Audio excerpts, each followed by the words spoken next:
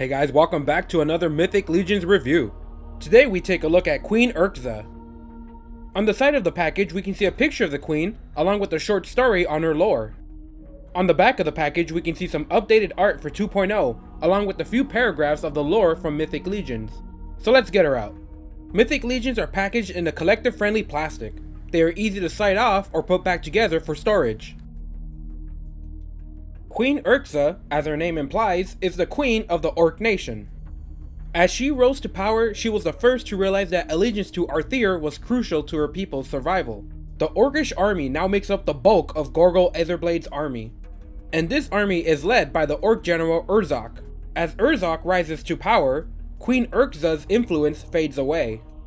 But a growing number of orcs dissatisfied with their allegiance to Arthur is forming, and Queen Urkzaa is using this change to form her own legion to reclaim command. Let's check out some detail. The queen has bright yellow eyes with a thick black eyeliner applied. Her face is sculpted in a very angry expression. We can see the wrinkles forming on her forehead. Two large teeth are also seen coming out of the sides of her mouth. She wears a big skull on her head. We have a ton of details like dents, cracks, and scratches all over. On the side of her head, we can see how her hair passes through the skull. The hair has excellent detail. We can notice a lot of strands of hair twisted together. We have an armored bra on the chest with lots of weathering. We don't have much tone or definition in the sculpting of the body, but we can notice some slight curves all over. On the back we have 3 large peg holes. The 2 shoulder pegs on the top won't be used, as this figure does not come with shoulder armor. The straps for the bra wrap up all the way to the back and meet up at the peg hole for the wing adapters. The shoulders are bare skinned, and we can notice some slight definition on the muscles, but not too much. The arms have orc-style gauntlets with some heavy weathering to them. The hands have black painted nails on the fingertips. We have a worn-out metal belt with scratches and dents all over. We have an even more worn-out skirt with layers of thick plated armor. The back of the belt has a small plate to cover her backside. We can also see a lack of any muscle definition here. The legs have orc-style leg guards. We have pointed layers of plate stacking over each other with a well worn out paint job applied. The feet are bare with toenails painted black matching her fingers. Let's check out the articulation. We get a ball jointed head with no neck rotation on the bare skin bodies, shoulders that open and rotate around. One thing to notice, even though there's no armor, the sculpting still prevents a wide range of motion. We have an elbow that bends and rotates, rotation at the forearm, wrists that bend forward and back and rotate.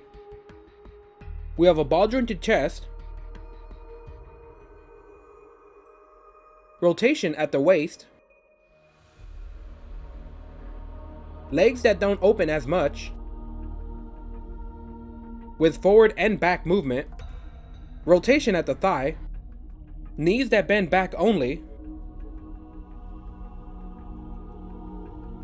with slight rotation that's blocked by the armor, and an ankle that rotates, a rotating foot that bends forward and back. Let's check out what we get with the figure. We get a very nice looking orcish sword with its bone hilt stained brown. We get a standard spear painted brown. We get a very nice looking bone sword. The paint on the sword makes it look grimy and dirty. Every Mythic Legions comes with a set of wing adapters. If you had wings, you could use these to attach the wings to the figures. They are easily socketed into the square peg hole on the back, but one thing to notice is that the hair would get in the way if you were to use wings. Lastly, we get a small version of the belt that can fit in some swords. Here we have the female orc next to the male shadow orc. We can notice a lot of similarities in the armor. The female is slightly shorter than the male version, but the biggest thing we notice is the lack of muscle definition. 4 horsemen went from 10 to 0 on the scale of muscles for the females.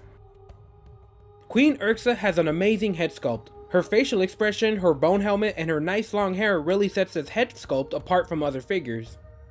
Unfortunately, that's where the uniqueness of this figure ends. A mostly plain body and simple paint really leaves you wanting more out of this figure. Some body paint or tattoos would have really set this figure apart from the others. As a premium figure, you expected more out of your money. I mostly compare value to how much accessories you get with the figure, and this figure has very little value to me. With the lack of shoulder armor, an extra head sculpt, or even 2.0 weapons, this figure has very little value outside of completing an orc collection. The Orc Sword and the Bone Sword is very nice, but they are 1.0 accessories. Something new would have been nice.